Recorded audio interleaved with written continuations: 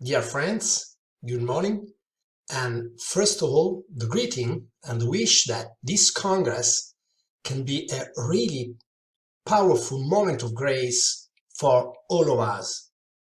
I think that during such difficult period of time for the whole world, being here today to renew our promise, our love for Mary, our desire to imitate her, to follow Jesus, it's a sign that faith can really move mountains. And also, thank you very much for inviting us. I think that your invites represent the desire to be more a family, to create more union among all the ADMA realities all around the world. And I'm really happy to be here today with you, and I hope to see you soon in person. I have been asked today to give a small contribution on the theme ADMA in the World in a lay perspective. I will consider three different points of view. First of all, the perspective of our association, considering the dream and intentions of Don Bosco and our regulations. Second one, the perspective of the Holy Church. And finally, an actualization considering my experience and my life as a member of the association. Laity is a theme that, of course, concerns us deeply, starting from the definition of ADMA that says that our association is an itinerary of sanctification and apostolate according to the charism of Don Bosco. I think that there are three words very important to be underlined. First of all, sanctification. We are all called to holiness, and all means everybody, and above all, lay people. Second one, holiness is a journey, and sometimes the journey itself is more important than the single step or the result that we may obtain step by step. And finally, association. That means that we become saints together, not alone. And this is very important, and it's the reason why we stay together.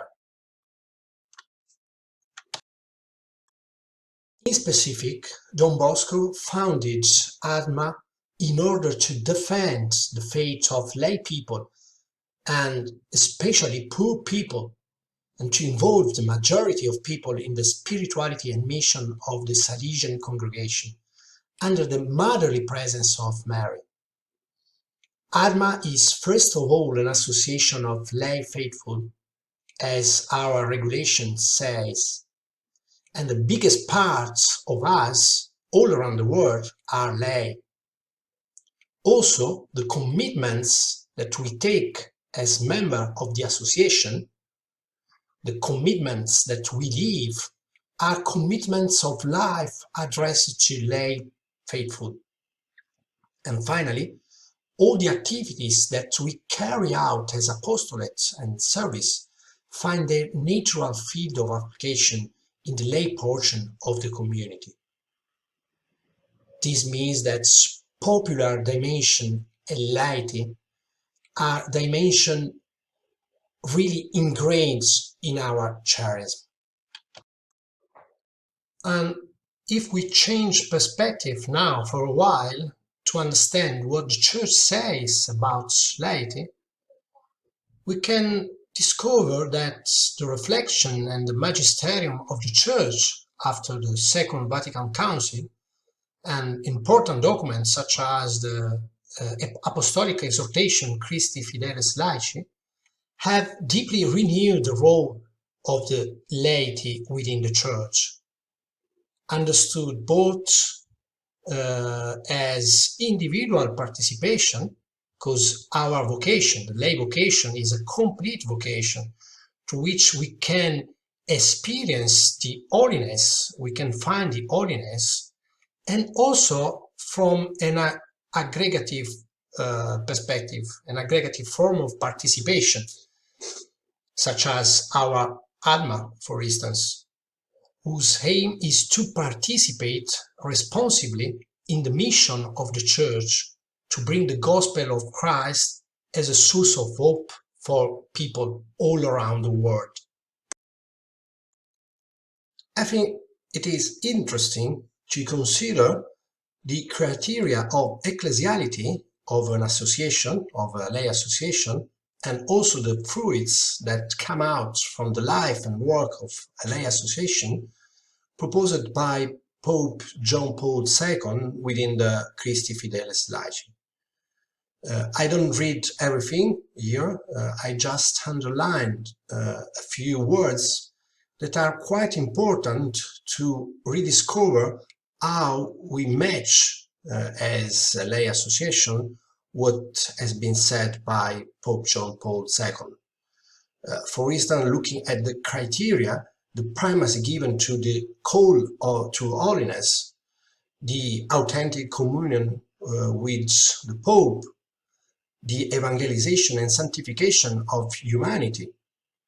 And on the other side, if we look at the fruits of our life as a lay association, we can see words like appreciation for prayer, contemplation, reawakening of vocation to Christian marriage, a commitment to forming Christians, and also a desire to be present as Christian in various settings of social life. I think that the criteria proposed by John Paul II can be seen as the identity card of ADMA-EAO, and the fruits of life are fruits that we experience all along our journey as a lay association, our journey of sanctification within the ADMA association. I think that we can identify with these criteria and fruits, and also that there is a strong match between these points and the idea that moved Don Bosco 150 years ago while forming ADMA. Well, I think I can move now to the third step of my small contribution. In fact, in the first step, we have seen the ADMA perspective. In the second one, we have talked about the perspective of the Holy Church, that is, of course, wider than our perspective as ADMA.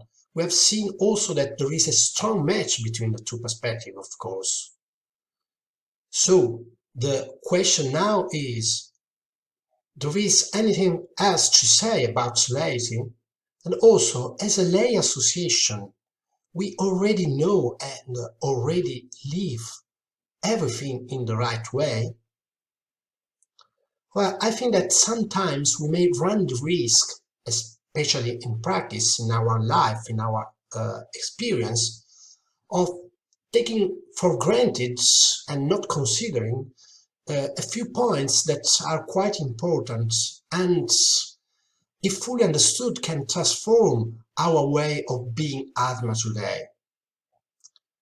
In fact, in the things of God, there is always a deep dynamism. There is always a today in which to live, understanding in the light of the Holy Word what the Lord is asking us. And that is the reason why I decided to start from my life experience. For instance, from my service as ADMA president now, but even more from my journey within the association, as an aspirant before and then as a member. I would like to consider all the celebrations, all the meetings, all the prayers I took part in, all the people I met, all the graces I received during last years. In fact, Jesus became man, and our faith is not theoretical. I think that in our real life experience, we can find all the answer. In our experience, in our life, we can understand and we can find out the very important meaning of being a lay faithful people today.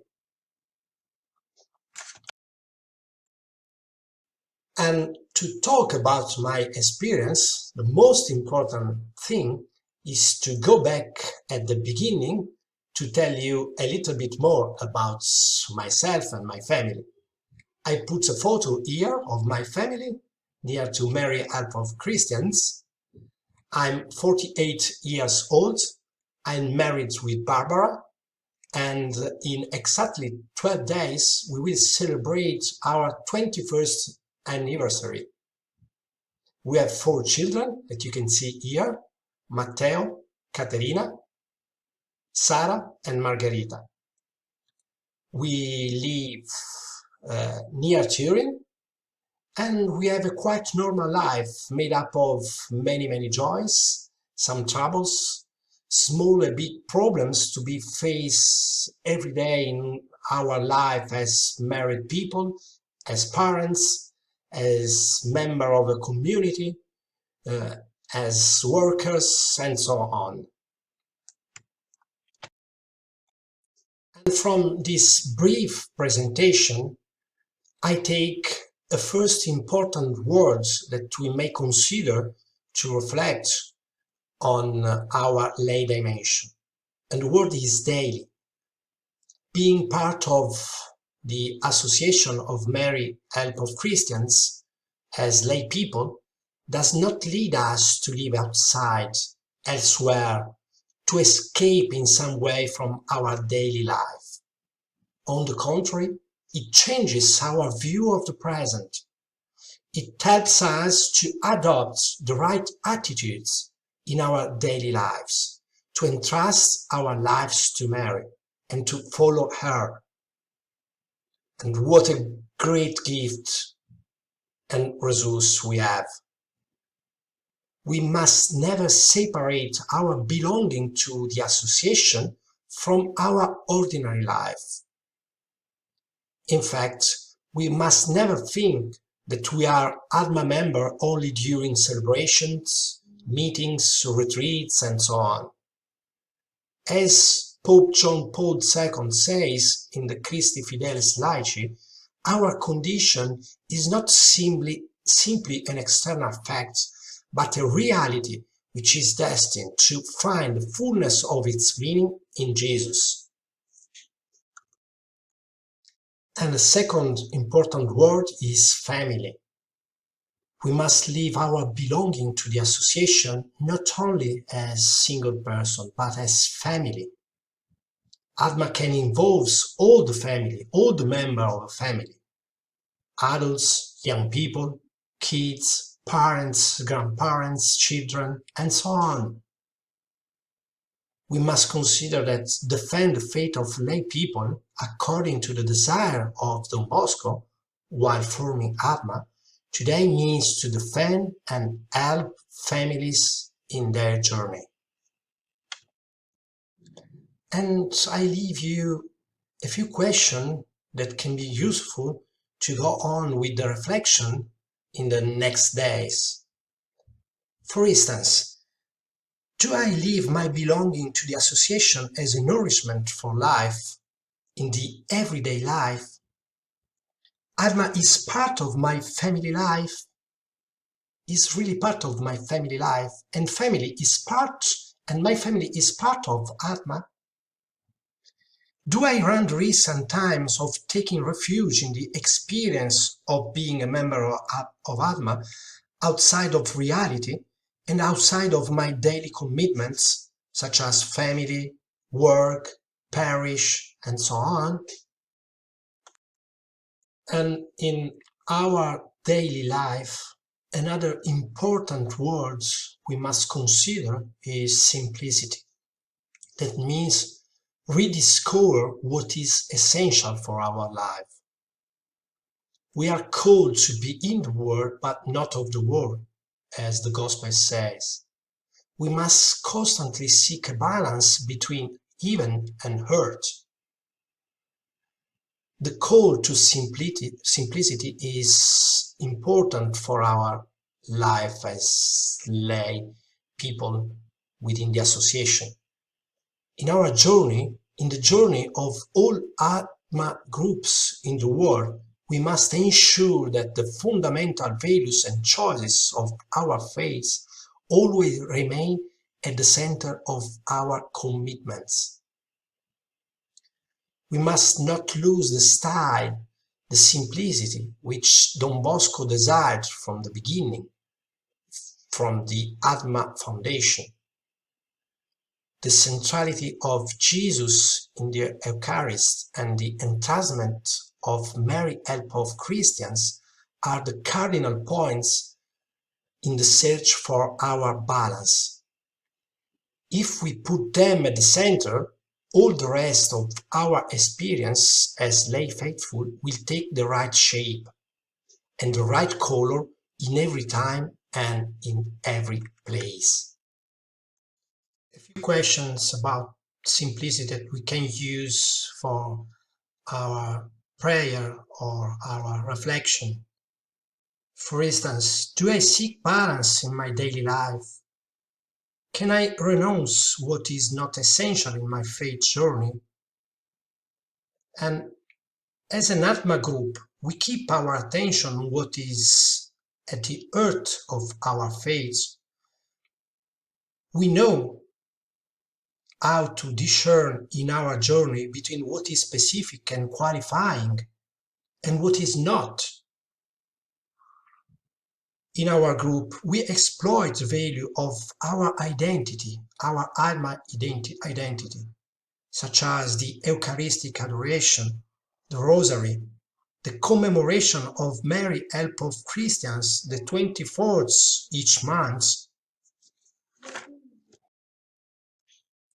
And another point that I would like to underline, always starting from my experience, is that our belonging to the association was born from an encounter, from a living and vital relationship with people, friends, brothers, who accompany us in our daily walk with their faith and their testimony. And I always say that Atma is the name we gave to this relationship. The Lord always uses this relationship. He always works through people. He needs mediators of grace. And these mediators are not only prized and consecrated people, but all of us. We can share the grace to be part of the association. I think that from a lay perspective, we can recognize and rediscover this point, rediscover the joy, the beauty of being mediators of grace and being the light in the world.